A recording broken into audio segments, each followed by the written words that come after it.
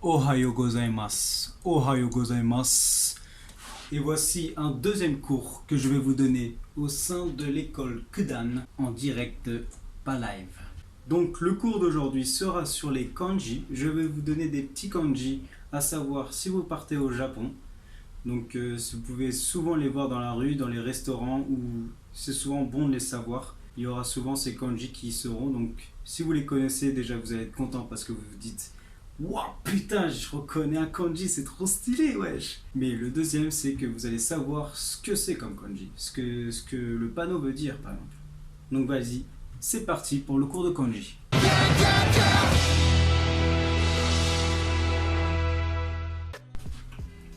Donc, juste une petite introduction. Les kanji, c'est quoi?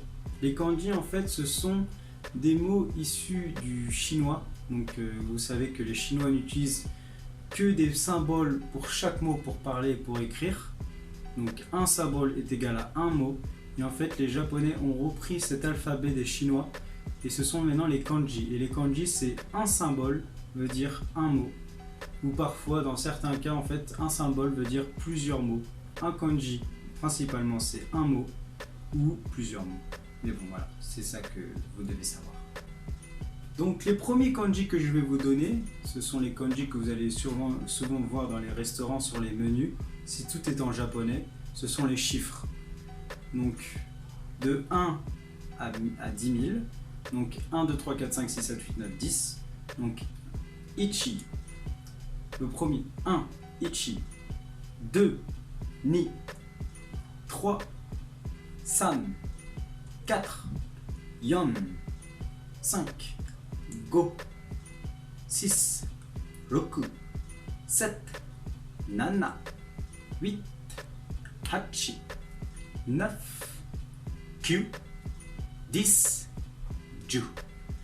Donc c'est vrai que si vous les écrivez pour la première fois, les kanji ça peut être un peu long pour écrire, donc n'hésitez pas à mettre pause sur la vidéo, comme ça la vidéo ne va pas durer non plus 1 heure si vous mettez le temps de. Si je vous attends le temps que vous écrivez le kanji. Donc n'hésitez pas à mettre pause si je vais trop vite. Et ouais, je suis pas bête hein. Et ouais. Donc ça va jusqu'à 10. 100, on va dire yaku, c'est ce kanji là. 1000, sen, ce kanji là. Et le dernier 10 000, c'est ce kanji là. Voilà, donc ça c'est les kanji pour les chiffres. Donc maintenant on va passer aux kanji de base qui sont souvent intégrés dans la liste du coup si vous connaissez un peu les niveaux japonais. Donc ça va de 5 à 1. Donc 5 c'est le plus nul et 1 c'est t'es bilingue mais genre t'es né au Japon. Donc les kanji que je vais vous donner sont souvent dans la liste du niveau 5 et 4. Humain, le kanji pour humain c'est celui-là et en japonais on dit jin. Jin ça veut dire humain. Grand, on dit o. O ça veut dire grand. Et c'est ce kanji là. Si vous voulez dire grand en adjectif, donc il est grand. En fait dans les adjectifs on va toujours rajouter un i pour les adjectifs en i. Bon, après c'est plus compliqué parce qu'il y a une liste d'adjectifs en i, il y a une liste d'adjectifs en a. Donc oi. Oi ça veut dire beaucoup, grand. Voilà. Yen. Donc le yen c'est à part le symbole de la devise que vous voyez là. En fait, le yen a un kanji et c'est celui-là, celui qui se trouve en bas. Ça, c'est le kanji pour yen. Un homme. Donc, ça, c'est vraiment super important.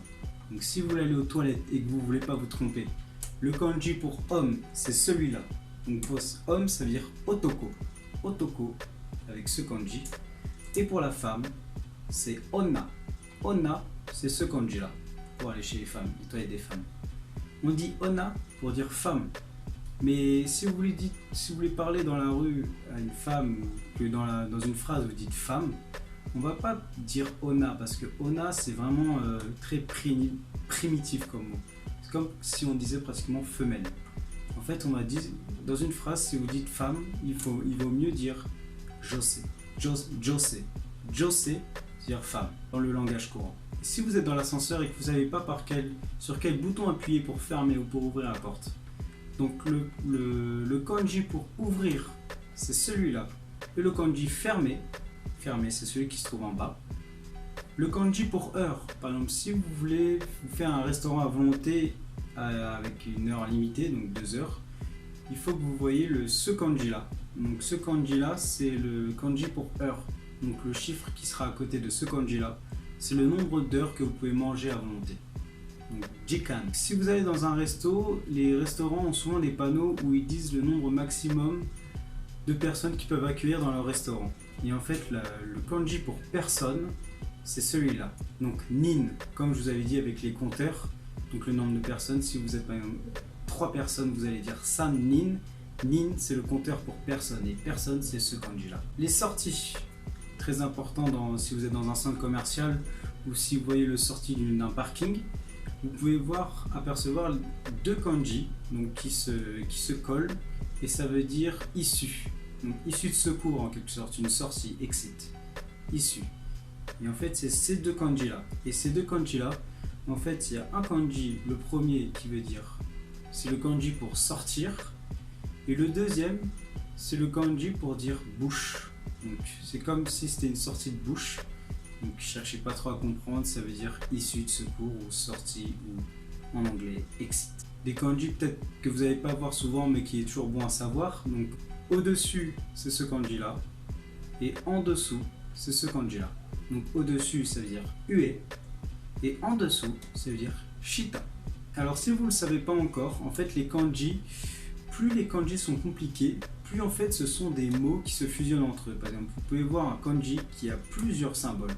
Ça veut dire que, par exemple, en fait ce sont 2 mots que les japonais ont fusionnés pour créer un seul mot. Alors, je vais vous donner un exemple. Le kanji pour montagne, montagne c'est yama, donc c'est ce kanji là. Le kanji pour feu, c'est ce kanji là. Le feu c'est hi.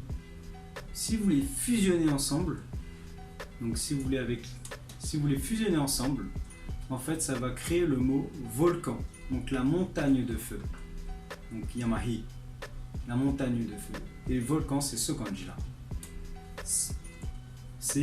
C'est l'exemple le plus basique que je peux vous donner au niveau de la fusion des kanji, donc il y en a vraiment des centaines, parce qu'il y a vraiment des milliers de kanji. En parlant d'éléments, donc eau, le kanji pour eau c'est celui-là. Si vous voulez de l'eau, donc on va dire mizu. Mizu c'est de l'eau et c'est ce kanji là. Et le dernier pour les éléments, la rivière, le fleuve, la rivière c'est kawa. Donc ça vous allez souvent le voir sur les plaques d'immatriculation ou dans les noms de famille, il y a souvent le kanji pour kawa, la rivière. Parce que les noms de famille japonais en fait sont souvent des noms des endroits où ont vécu la famille. Donc si la famille a vécu à côté d'une rivière, dans son nom de famille, il y aura le mot rivière dans leur nom de famille, donc kawa. Donc si c'est une rivière qui se trouve à l'ouest, le nom de famille de la personne sera Nishikawa. Nishikawa. D'autres kanji, donc à droite, migi, c'est ce kanji. À gauche, hidari, c'est ce kanji. Voilà.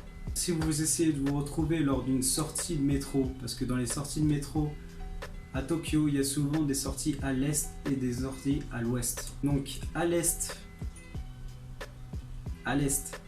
c'est ce kanji là. Ça c'est l'est. Et l'ouest, c'est ce kanji là.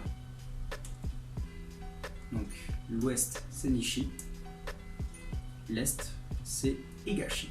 Si vous passez devant un grand établissement et qu'il y a ce kanji là sur le panneau du bâtiment, en fait ça veut dire que c'est une école, parce que ce kanji veut dire c'est le mot apprendre, donc étudier. Donc à chaque fois qu'il y aura ce symbole là, l'établissement sera pratiquement obligatoirement une école. Le kanji pour minute c'est bun, les minutes c'est bun, le kanji c'est celui-là. Et un kanji peut souvent en fait contenir plusieurs mots à la fois. Par exemple pour bun, ce kanji, c'est pas seulement minute, mais ça veut aussi dire, si vous l'écrivez dans une phrase en kanji, ça veut aussi dire degré ou le taux, comme le taux de change, le taux, degré ou minute. Ça, ces 3 mots se rassemblent dans le même kanji là. Si vous allez dans un resto et que vous voulez du à volonté à manger ou du à volonté à boire, il est bon de savoir les kanji pour manger et pour boire. Donc pour manger, le verbe c'est taberu. Taberu c'est manger et c'est ce kanji là. Pour le verbe boire, c'est nomu, nomu et c'est ce kanji là. Donc si vous voulez un à volonté à boire d'alcool, si vous voyez ce kanji là avec à côté 3 heures ou 2 heures, et ben ça veut dire que c'est un all you can drink. All you can drink ou all you can eat. Voilà. Et ça, c'est tellement dommage que ça n'existe pas en France. Parce que les all you can eat, bon, il n'y a que des japonais à volonté, et c'est une dinguerie. Et les all you can drink, les français ils assumeraient pas. Il reste encore quelques petits kanji. Donc ce qui est bon à savoir pour les menus, si vous voulez connaître le type de viande qu'a votre assiette, donc pour bœuf, gyu, c'est ce kanji là. Pour porc, c'est ce kanji là. Donc porc c'est buta.